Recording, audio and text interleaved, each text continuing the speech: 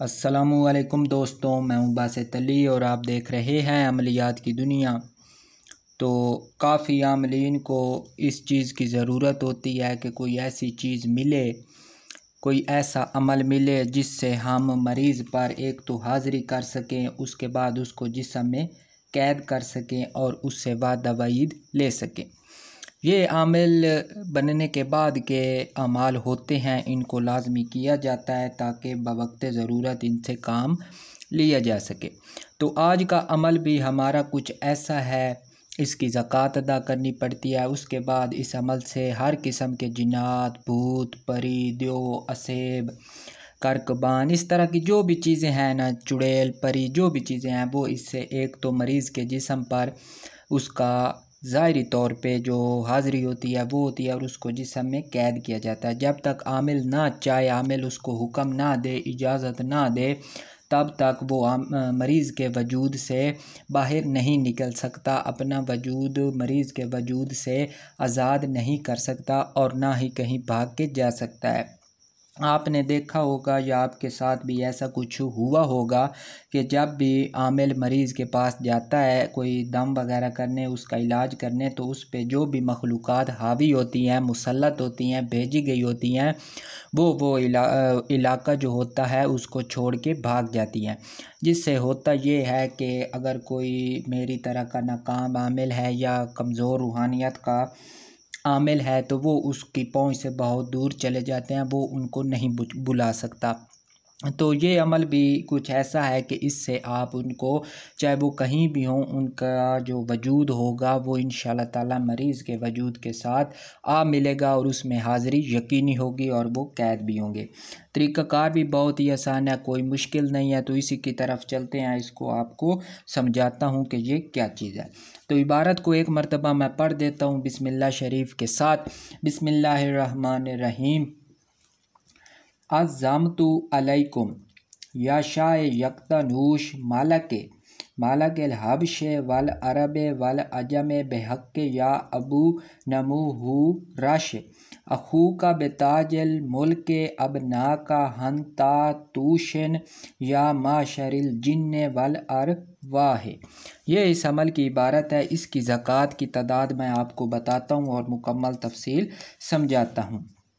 इसकी जो पढ़ाई की तादाद है वो है 121 बार और ये 40 दिन का अमल है। यानी 40 दिन हमने इशा की नमाज के बाद एक जगह मुकर्रर करके, एक वक्त मुकर्रर करके इसकी 121 मरतबा अव्वल व आखिर 7 बार दरूद शरीफ के साथ इसकी पढ़ाई करेंगे।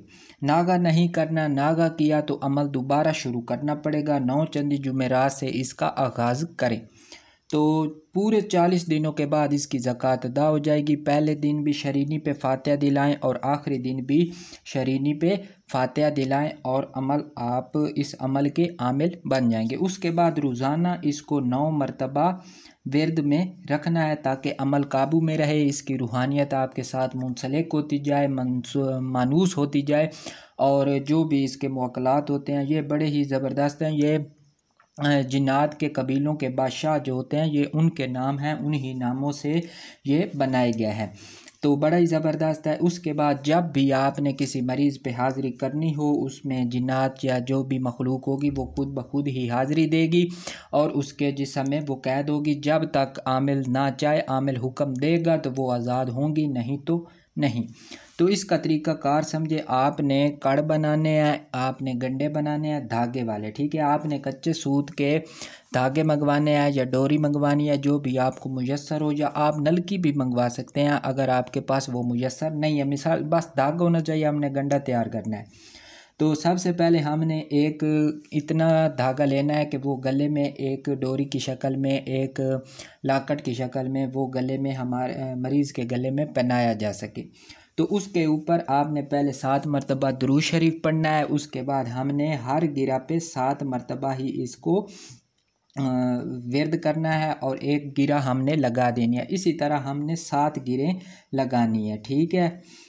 तो 7 गिरों के बाद 8वीं गिरन हमारी इजाफी होगी, उसके ऊपर हम फिर पहले वाले की तरह दुरूद शरीफ पढ़ेंगे और उस गिरा को हमने वो कड़ा सा बना के हमने मरीज़ के गले में डाल देना है। ठीक है, वो डालने के बाद हमने 121 मरतबा हमारी ज़कात वाली ही तादाद होगी, ये पढ़ के मरीज़ के ऊपर दम कर देना है। जैसे ही आमिल की पहली फूंक मरीज़ पे पड़ेगी तो फ़ौरन ही हाज़िरी हो जाएगी। उसके बाद आमिल मामूल की कार्रवाई करे, जो जो उसके तरीक़ाकार हैं, जो जो अमाल उसको अपने उस्ताद कराम से मिले हैं वो सर अंजाम दे और उसके बाद वादा वईद लेके या जो भी आपका तरीक़ाकार है उसके मुताबिक काम में लाएं, और या तो वो उसको कैद हमेशा हमेशा के लिए अपने पास कर लें जो भी तरीके होते हैं, या उसको वादा वईद लेके आज़ाद कर दें, या जो जो भी उनकी डिमांडें होती हैं अगर वो पूरी करनी पड़ें तो वो भी करें, जो जो आपको अच्छा लगे। आमिल को जो होता है वो वक्त के लिहाज से बड़ा ही शातिर दिमाग का बंदा होता है, वो इन सूरत हाल से